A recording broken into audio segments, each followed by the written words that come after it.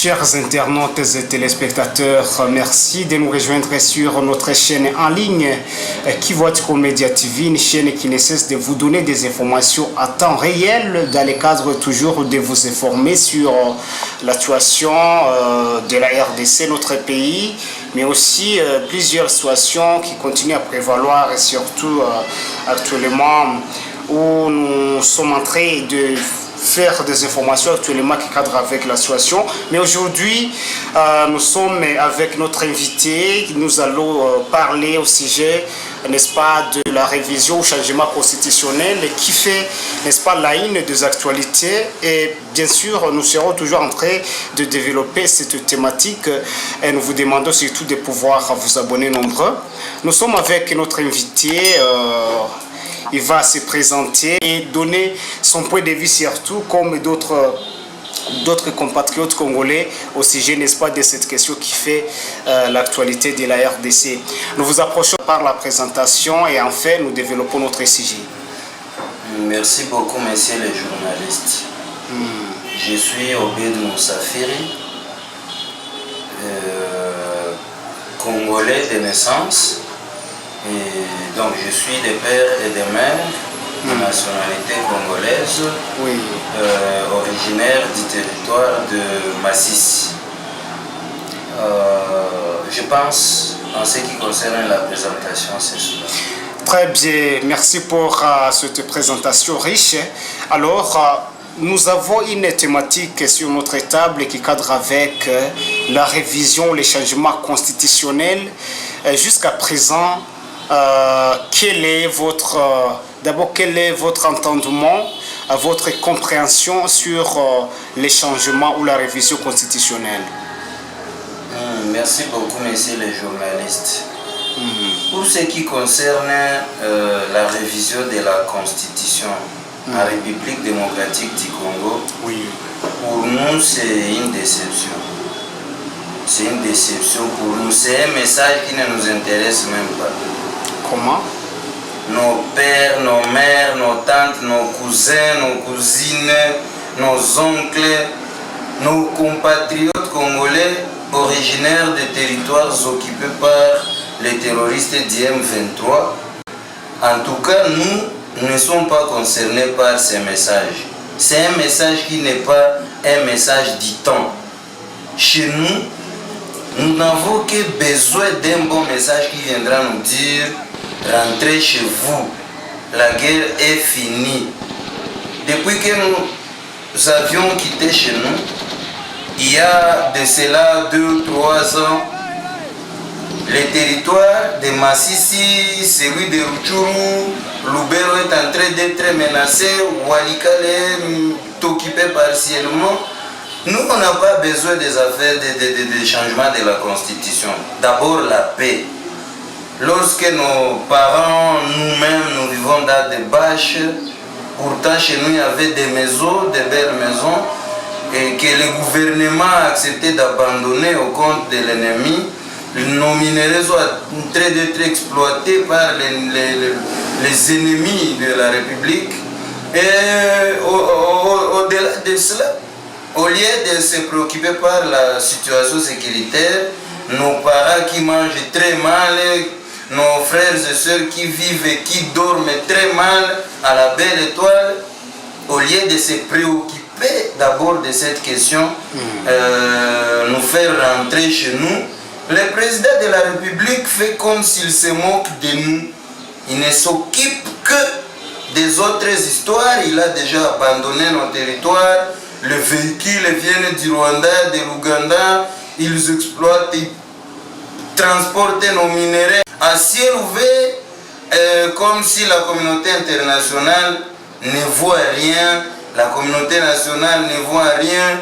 Le président de la République en nous apportant les tralala des changements de la Constitution, nous on n'est pas d'accord. Qu'il commence par ramener la paix à l'est de la République, et puis les changements de la Constitution, si c'est nécessaire, ça va. Parce que les articles dont il est question, 217 et autres, 214, je ne sais pas quoi, ce sont des articles qui qui ne nous font rien actuellement, ou qui nous disent s'ils ont signé quelque chose là-bas, parce qu'on a vu quelque part article 217 et des accords et de suite. S'il y a des accords qu'ils ont signés, qu'ils veulent abroger, qu'ils nous le disent aujourd'hui. Mais nous, au stade actuel, on ne sait pas si notre pays avait signé des conventions avec les pays étrangers pour venir occuper une partie de notre territoire national.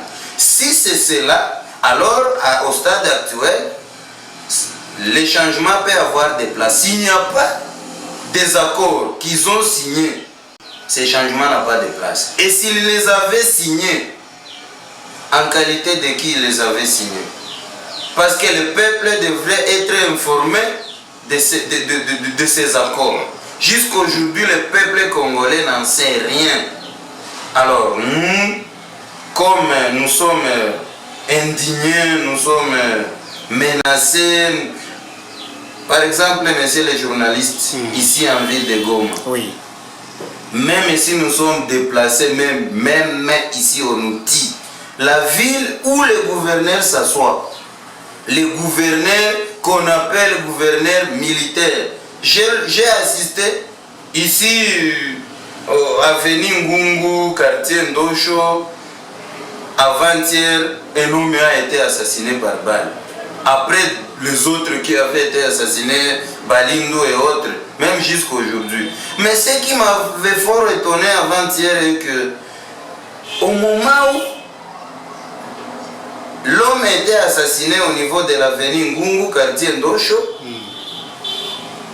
au lieu que les gouverneurs puissent pleurer avec la population, les jours où il y avait deuil, lui était venu inaugurer les toilettes publiques qu'il venait de construire ici à Ndosho. Est-ce que c'était ça l'essentiel? Alors, nous allons revenir sur cette question, n'est-ce pas, qui cadre avec la vie que mène la population de Goma actuellement. Nous allons y revenir et d'ailleurs, nous allons développer sur cette thématique-là de grands concerts et de grandes armes. Les concerts de balles ou de grandes armes, c'était nuit du mardi au mercredi 20 novembre. Nous allons y revenir. Mais entre-temps, vous parlez sur la révision au changement constitutionnel. Et vous dites que pour vous, ce n'est pas opportun. Ce n'est pas opportun suite au contexte actuel de guerre. Bien que opportun ou pas, jusqu'à présent, c'est une confusion. Le peuple n'a pas encore déniché s'il s'agit complètement de modifier la Constitution ou si c'est question de revoir certains articles, à l'occurrence des 117 et d'autres. Qu'est-ce que vous comprenez, bien que votre position est déjà, n'est-ce pas, ouverte? Messieurs les journalistes, nul ne peut se dire très intelligent plus que les autres. Qui est Félix Tshisekedi pour venir changer la Constitution? C'est le chef de l'État, le garant, il est le chef de la nation. Mais il est citoyen congolais comme nous. Oui. Même toi, tu peux devenir président de la République. Même moi, je peux le devenir. Oui. C'est pas à dire que devenir président de la République, c'est venir faire ce qu'on veut au pays. C'est pourquoi hier à l'Assemblée nationale, les représentants directs du peuple congolais, ils ne peuvent rien faire sans consulter l'Assemblée nationale. Alors, je ne vois pas qu'ils viennent changer. Tous les articles de notre Constitution ne sont pas mauvais. Et même ce qu'il peut considérer mauvais, peut-être il peut avoir mal compris. Il ne viendra pas changer. Il peut réviser avec l'appui de l'Assemblée nationale et du Sénat. Il peut réviser, mais il ne peut pas changer. Changer la Constitution, c'est-à-dire modifier, donc c'est pas même modifier, c'est amener une nouvelle Constitution. Pourtant, dans notre Constitution, il y a certains articles, comme l'article 63, comme l'article 65 qui parle des impôts. Tout Congolais est tenu de payer ses impôts et taxes. Est-ce que même ça, il va annuler? S'il changeait, donc, il peut annuler cet article. Mais, comme c'est un bon article, il y a des bons articles, il y a même des articles dont il doute. Tout cela, révision ou changement, d'abord le changement est impossible. C'est la révision que nous pouvons comprendre. Mais au stade actuel, ça ne nous intéresse pas.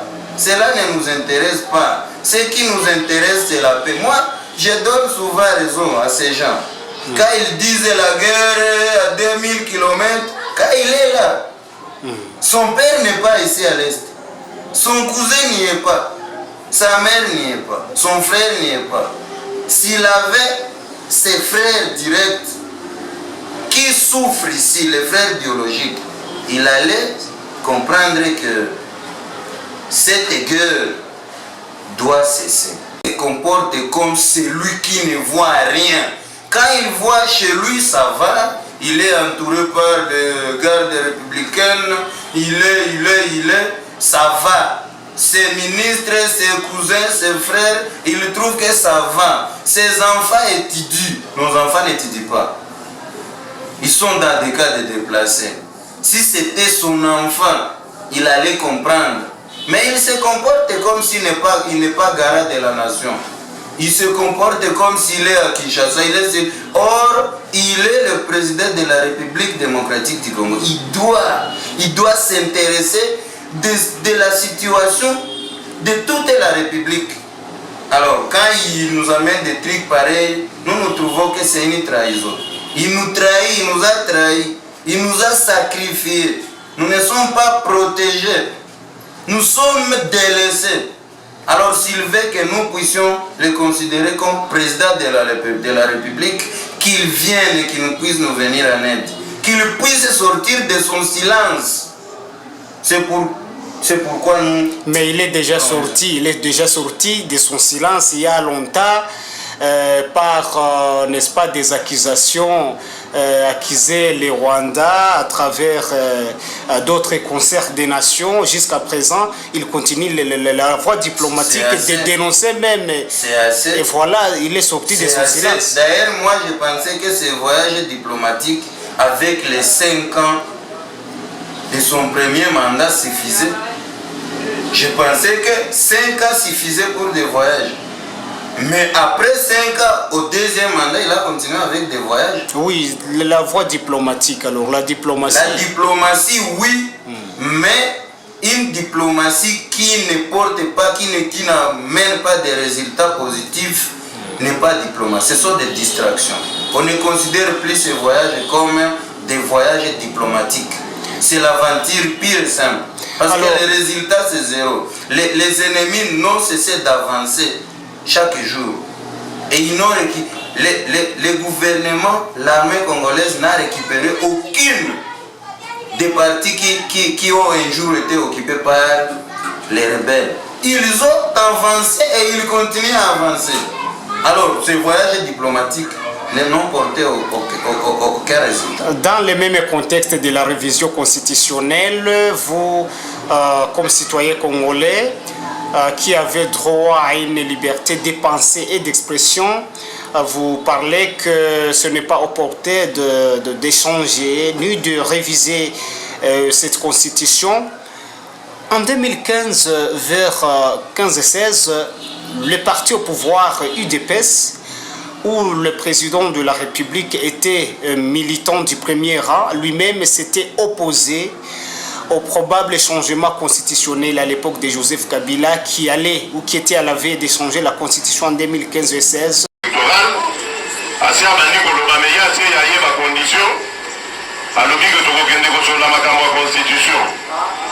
Constitution oyo bango moko bakoki ata kosimba te baza kolinga ketoke nosolola ngo na mesa. Problème ya Congo ezali problème ya constitution te. Problème ya Congo ezali nzala ya bakongolais. Problème ya Congo ezali emploi ya bakongolais. Bakongolais baza koluka misala. Problème ya Congo ezali kelasi ya bana. Problème ya Congo ezali besoin de santé.